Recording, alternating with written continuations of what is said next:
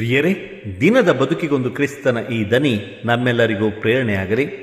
ತಪಸ್ಸು ಕಾಲದ 4ನೆಯ ವಾರ, ಏಪ್ರಿಲ್ 4, 2025 ಶುಕ್ರವಾರ. ಸಂತ ಯೋವಾನನು ಬರೆದ ಪವಿತ್ರ ಶುಭ ಸಂದೇಶದಿಂದ ವಾಚನ. 7ನೇ ಅಧ್ಯಾಯ, 1-2, 10, 25-30 ವಚನಗಳು. ಆ ಕಾಲದಲ್ಲಿ ಯೇಸು ಗಲಿಲೆಯದಲ್ಲಿ ಸಂಚರಿಸತೊಡಗಿದರು. ಯೆಹೂದ್ಯರು ತಮ್ಮನ್ನು ಕೊಲ್ಲಲು ಹವಣಿಸುತ್ತಿದ್ದುದರಿಂದ ಜುದಯದಲ್ಲಿ ಸಂಚರಿಸಲು ಅವರು ಇಷ್ಟಪಡಲಿಲ್ಲ. ಯೆಹೂದ್ಯರ ಪರ್ಣಕುಟೀರಗಳ ಹಬ್ಬವು ಹತ್ತಿರವಾಗುತ್ತಿತ್ತು. ಯೇಸುವಿನ ಸೋದರರು ಹಬ್ಬಕ್ಕೆ ಹೋದರು. ಯೇಸುವು ಅಲ್ಲಿಗೆ ಹೋದರು, ಬಹಿರಂಗವಾಗಿ ಅಲ್ಲ, ಗುಟ್ಟಾಗಿ. ಜೆರುಸಲೇಮಿನ ಕೆಲವು ಮಂದಿ ಇದನ್ನು ಕೇಳಿ ಅವರು ಕೊಲ್ಲಬೇಕೆಂದು ಹವಣಿಸುತ್ತಾ ಇರುವುದು ಈತನನ್ನೇ ಅಲ್ಲವೇ? ಇಗೋ, ಈತ ಬಹಿರಂಗವಾಗಿ ಮಾತನಾಡುತ್ತಿದ್ದಾನೆ, ಆದರೂ ಈತನಿಗೆ ವಿರುದ್ಧವಾಗಿ ಅವರಾರು ಮಾತೆತ್ತುತ್ತಿಲ್ಲ. ಈತನೇ ಲೋಕೋದ್ಧಾರಕನೆಂದು ಆ ಮುಖಂಡರಿಗೆ ಹೊಳೆದಿರಬಹುದೇ? ಲೋಕೋದ್ಧಾರಕನು ಕಾಣಿಸಿಕೊಳ್ಳುವಾಗ ಆತನು ಎಲ್ಲಿಂದ ಬಂದನೆಂದು ಯಾರಿಗೂ ತಿಳಿದಿರುವುದಿಲ್ಲ. ಆದರೆ ಈತನು ಎಲ್ಲಿಂದ ಬಂದನೆಂದು ನಮ್ಮೆಲ್ಲರಿಗೂ ತಿಳಿದಿದೆಯಲ್ಲ ಎಂದು ತಮ್ಮೊಳಗೆ ಮಾತನಾಡಿಕೊಂಡರು. ಆದುದರಿಂದ ದೇವಾಲಯದಲ್ಲಿ ಬೋಧಿಸುತ್ತಿದ್ದ ಯೇಸು ಆಗ ಗಟ್ಟಿಯಾಗಿ ಇಂತೆಂದರು, ನಾನು ಯಾರೆಂದು ಎಲ್ಲಿಂದ ಬಂದವನೆಂದು ನೀವು ಬಲ್ಲಿರೋ? ನಾನು ನನ್ನಷ್ಟಕ್ಕೆ ಬಂದವನಲ್ಲ, ನನ್ನನ್ನು ಕಳುಹಿಸಿದಾತನು ಸತ್ಯಸ್ವರೂಪಿ.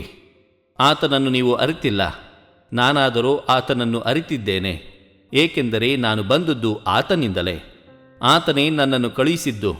ಇದನ್ನು ಕೇಳಿದ ಯೆಹೂದ್ಯರು ಯೇಸುವನ್ನು ಹಿಡಿದು ಬಂಧಿಸಲು ಪ್ರಯತ್ನಿಸಿದರು. ಆದರೆ ಅವರ ಗಳಿಗೆ ಇನ್ನೂ ಬಾರದೇ ಇದ್ದ ಕಾರಣ ಯಾರೂ ಅವನ ಮೇಲೆ ಕೈ ಹಾಕಲಿಲ್ಲ. ಪ್ರಭುವಿನ ಶುಭ ಸಂದೇಶ. ಕ್ರಿಸ್ತರೇ ನಿಮಗೆ ಸ್ತುತಿ ಸಲ್ಲಲಿ. ಚಿಂತನೆ. ಯೇಸುವಿನಿಂದ ವಿವೇಕವನ್ನು, ಧೈರ್ಯವನ್ನು ಕಲಿತು ನಾವು ಬದುಕಬೇಕಾಗಿದೆ. ಪ್ರಭು ಯೇಸು ಕ್ರಿಸ್ತರಲ್ಲಿ ಆತ್ಮೀಯರೇ, ಸಾವಿರಾರು ಜನರ ಮುಂದೆ ಧೈರ್ಯವಾಗಿ ಮಾತಾಡಿದ ಯೇಸು ಇಂದು ರಹಸ್ಯವಾಗಿ ಜೆರುಸಲೇಮಿಗೆ ಹೋಗಿದ್ದೇಕೆ? ಬಂದಿಯಾಗುತ್ತೇನೆಂಬ ಭಯದಿಂದಲೇ? ಖಂಡಿತವಾಗಿಯೂ ಇಲ್ಲ. ಆ ಭಯ ಇದ್ದಿದ್ದರೆ ಜೆರುಸಲೇಮಿಗೆ ಹೋದ ಕೂಡಲೇ ಬಹಿರಂಗವಾಗಿ ಯೇಸು ಮಾತನಾಡುತ್ತಿರಲಿಲ್ಲ. ಇಲ್ಲಿ ಯೇಸುವಿನ ವಿವೇಕವನ್ನು ಮತ್ತು ದೂರದೃಷ್ಟಿಯನ್ನು ಪ್ರಶಂಸಿಸಬೇಕು. ಒಂದು ಪಕ್ಷ ಬಹಿರಂಗವಾಗಿ ಅವರು ಹೊರಟಿದ್ದರೆ ಅವರು ಜೆರುಸಲೇಮ್ ತಲುಪುವ ಮುನ್ನ ಅವರನ್ನು ಬಂಧಿಸಬಹುದಿತ್ತು. ಜೆರುಸಲೇಮ್ ದೇವಾಲಯದಲ್ಲಿ 2 ಅಂಶಗಳನ್ನು ಯೇಸು ಪ್ರಕಟಿಸುತ್ತಾರೆ.